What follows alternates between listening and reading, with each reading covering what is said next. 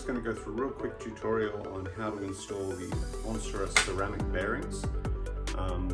These are them, the built-in spacers, and I believe they don't even need the speed rings because of the little raised lip at the top there, but I'm going to actually leave the speed rings in on mine. Speed rings are those tiny little washers.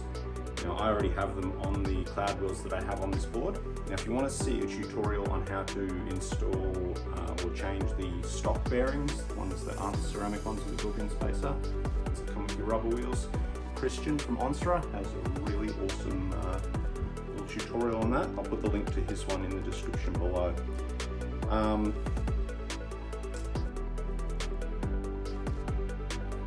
Actually, I will show you guys as well in a little bit. There's a couple little quirks I found with the direct drive board as well. If you've got a belt drive board, everything about changing the bearings will be the same, except for the little quirk about the inner bearing on the drive axle for the belt drive board. But I'll get to that later.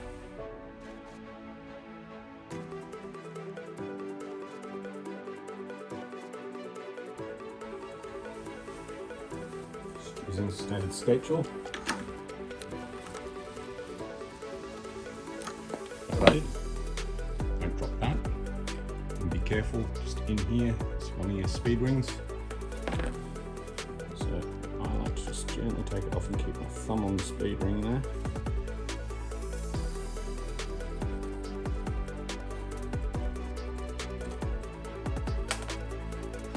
Get this off. Another speed ring, I know that comes up on the camera, it's right there. It's a little bit tricky, so I just get a little flathead screwdriver just to move it away from the axle. Just to make sure that it's there. Now, I'm not actually going to take these off, even though I'm putting ceramic bearings on. Simply moving that so that you guys can see. One there, and it's the one there on the wheel. And we've got the wheel itself. So, because we're replacing the bearings inside this wheel, these ones, and whether you can see it, these ones are just the normal bearings, and they have a little separate spacer inside them, whereas the Onsra Ceramics, they actually have those things built in. Okay, so now I'll change to how I usually get this out of, well, there's a couple of different ways you can get these out. Now, the way that Christian from Onsra shows you is the way that a lot of people will do it. They'll push it through, like they'll put something through and whack it through from the outside. That doesn't work on all types of bearings and in all configurations. So the way a lot of skaters will do it is we're going to actually use this axle carefully, because we don't want to damage the thread here. We're going to carefully use this axle, just start prying it out, because the inner core here is a bit of plastic, and we've got a little metal ring going inside there. We've got a little bit of pry, so we're going to just go through and look. There's a lot of people that have done tutorials like this online as well, so you can possibly refer to them if you want different camera angles, different explanations. But essentially, don't know whether that came across.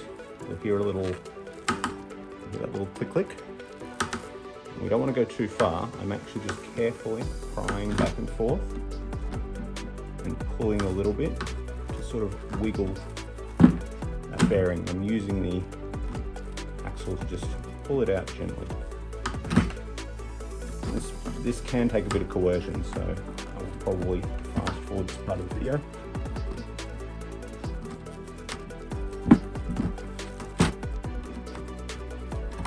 So after a few wiggles, you can see the bearings coming out. And just keep working that out slowly, and I'm being very careful. I know it might look like I'm moving the board around a bit, it's just because it's not stably clamped down to anything here. I'm actually barely applying anything. You can see the bearing just comes out after a little while. It stays on there. You can just pop that aside. And inside our wheel, we've got our spacer and our other bearing. Gonna make sure we keep track of that. And the good thing is, our other bearing should be much easier to get out. You can usually just push it out. If you can't just push it out easily, once again, I use something like the plastic end of something like this that I can push down. And what I'm wanting to do is make sure that when I'm pushing down, the pushing down is only going on the metal inner ring. So we don't want to be pushing down anything to stab through that plastic cover. Because under that plastic cover is all the little ball bearings. It's the magic that makes these bearings work. So we don't want to damage that, yeah? So this is going to look a little brutal, but honestly, it is not at all. So basically, so I'll readjust you guys so you can actually see what I'm doing. Don't do this to a screwdriver that you like. This is just an El Cheapo screwdriver from, we call it Bunnings here in Australia, Home Depot or wherever, whatever you've got. See, this is just a cheapy screwdriver. So what I'm just doing is just giving it a really gentle tap. Such a gentle tap. Like, I know that looks brutal because I'm using a proper hammer. I don't have a rubber one. Use a rubber one if you can.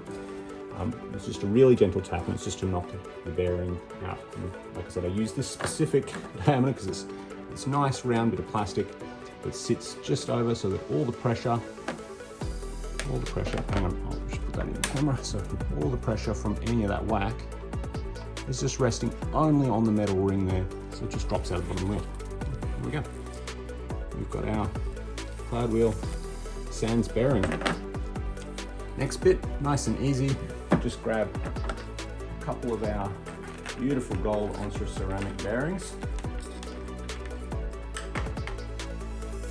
A couple of these bad boys. Oh, it's like jewelry for skateboarders, I think.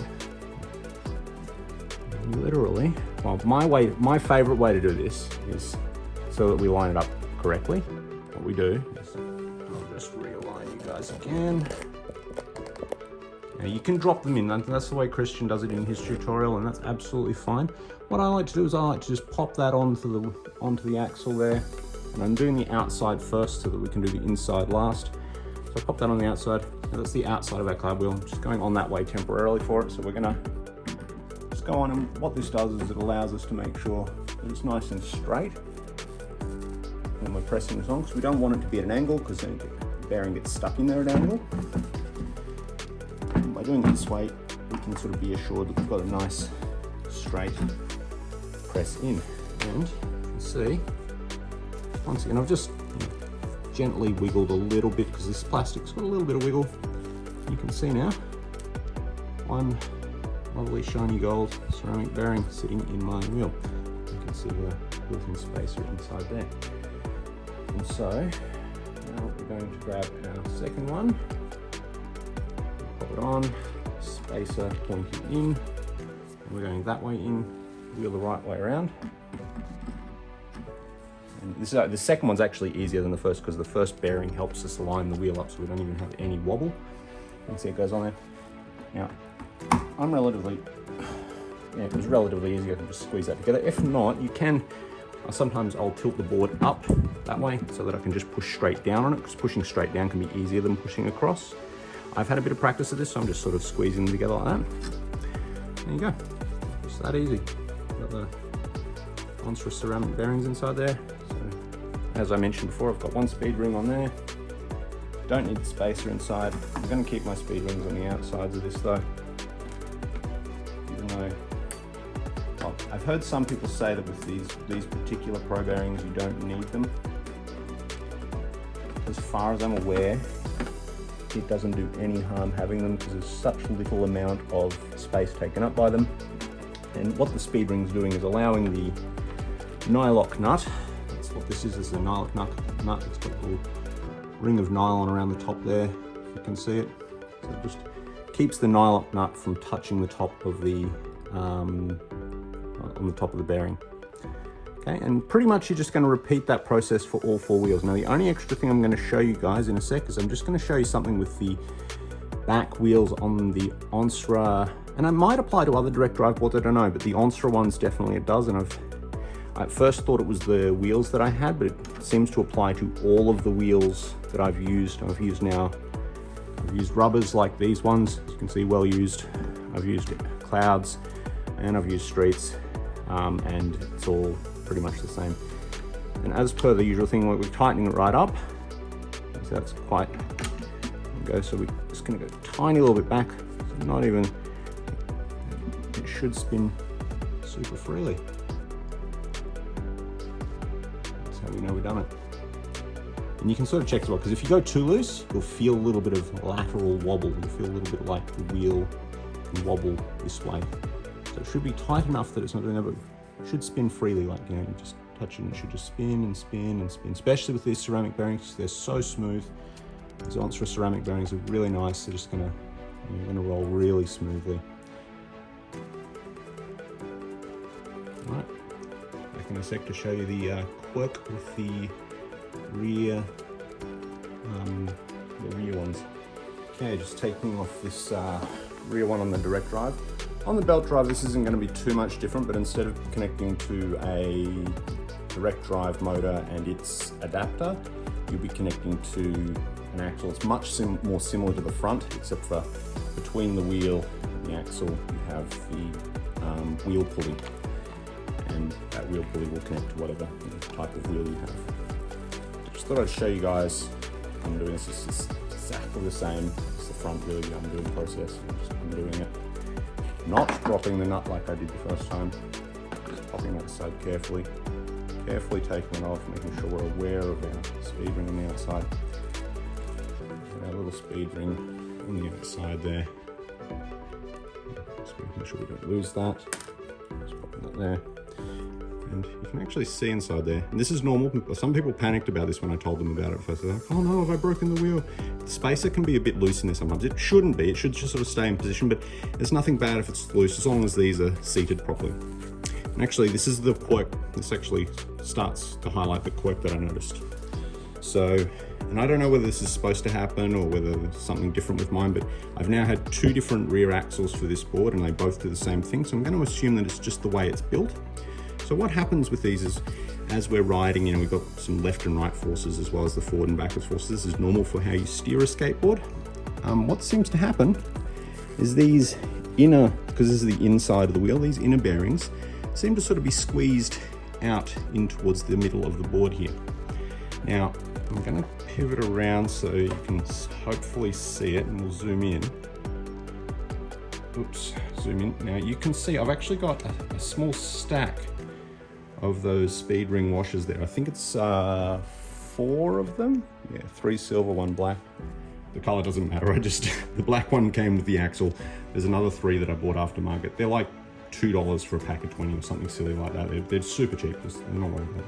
Now, the reason I put those speed rings in there is because I noticed that without them, what would happen is after a bit of carving, and like not hard carving, this was just gentle test carving, what was happening was, you can see it, see how that sort of worked its way out a little bit there? So it's worked its way out. So what I found was if I put about that many speed rings on the inside there, it stopped it working itself out of the wheel far enough to cause a problem. Because if it works its way out of the wheel far enough, it's just going to sit in this gap in here, and it's not going to be it's not going to be helping the wheel stay spinning on the axle. It's not going to be lifting any weight. So what happens then is all of the weight of your back wheels ends up on this outer bearing. And that's going to cause this outer bearing to wear out and degrade really fast. This inner bearing will probably actually not wear out that fast at all, so you can probably swap them around. But ideally, you want it to be even on both so that they both go at the same speed. So that's basically the quirk I wanted to show you guys. Other than that, changing these bearings, exactly the same as changing the front bearing that I showed you guys before.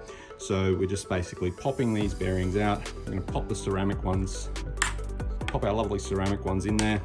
And like I said, with the direct drive, I found 4 speed rings. Actually, I'll take them out and count them for you, just so that you, if you really want to do it. And once again, this is not official Onsra stuff. Onsra has not said that this is something that's necessary. This is just me discovering things. So you have 1, 2, 3, 4 speed rings on the inside there. And then so I have those 4 on the inside, and then I have 1 on the outside. Now I'm thinking because the Onsra bearings do actually have a little bit more of a lip on the top. I'll just show you them in comparison really quick. So if you can see the top of the Onsra ceramics, they've got this little raised thing. It's basically like a built-in speed ring. Whereas you look at these, at the top of them, it's like basically flat. That's one of the reasons we need speed rings. Now I'm doubling down. I'm actually putting a speed ring on top of this to make sure there's plenty of clearance, but it's still going to hold. I have a feeling that I may not need all 4 of these with this on, but I'm going to see how it fits. And if it fits all right, then I'll leave it as is, because you could see this is still coming out a little bit on the inside It's a little bit, it's not so bad though, it's still taking up the majority of it, it's still taking up the force. And you can tell when it comes actually out because the drive wheels can sometimes start to make a different sound. Now, I don't know whether this is a problem unique to me or because I'm, 94, 95 kilos, maybe that's a heavy rider thing, but I know a lot of people who are heavy who ride these boards. Never really heard many people mention it. So I just thought I'd mention that one really quickly because it's helped me a lot when I put those speed rings in there. Everything went, so much smoother. If these things weren't coming out, they weren't making any noise. My mileage on this board for someone who's, over 90 kilos, I get probably 43 to 45 kilometers. I've never actually gone all the way to draining it to zero. I don't want to do that to my battery. It's been beautiful though. So yeah, I think it helps though, because obviously better running on these bearings, smoother, less resistance, you're going to get more range. All right, so I'll start recording again if I need to change the amount of speed rings inside there. Alrighty, installation complete. And to answer the earlier question, no, there was no dramas